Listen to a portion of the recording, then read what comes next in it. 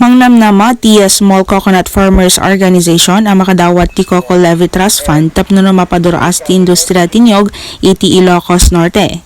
Iti naangay at aripnong manipod kadagiti panlakabagi ti Philippine Coconut Authority na pagsasaritaan no kasano ang makaala ti bingay manipod ti Coco Levy Trust Fund. Kuna ni Dr. Thelma Benemerito, a presidente ti Regional Coconut Farmers Association at dandagiti nabuangay nga organisasyon iti intero a pagilian.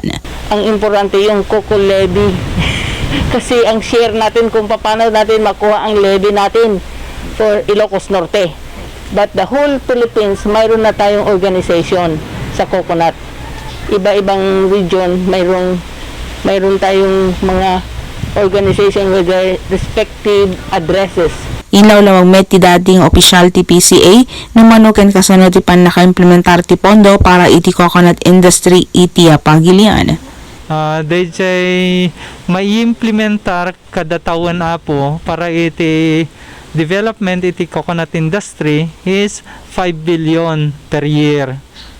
Good for 20 years. Ngayon DJ ko apo hanlang nga 100 billion no kitaan tayo every year nga umat nga tulat ta DJ ngem the safest nga may gasto may disburse iti kada taon 5 billion iso nga mabalin nga extend pa DJ ngem tilang ko na DJ po for DJ uniformity in compute da iti 5 billion iso ti gastusen para iti development ti coconut industry iso dayjay iti imanehar dagiti PCA board apo.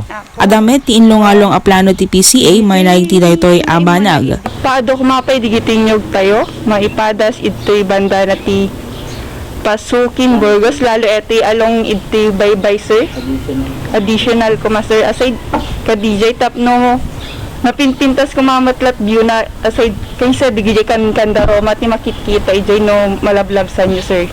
Ngem segun kini Mr. Federico Castillo, masapol a long-term plan ti maipresentar tapno no alisto a maaprobaran.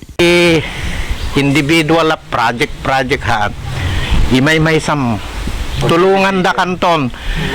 Just ring a call to us with Bobby and we will help you. We are hoping that the Coco Levy funds sana yung representative natin sa Luzon ay manggaling dito sa Pagudpod doktora parang mas malakas tayo. Are praying that there is that project that came in Ilocos Norte of the CFO which is lucky also to be entitled for the Coco Levy.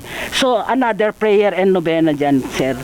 Para iti balitang Ilocos Online, Joanne Agustin.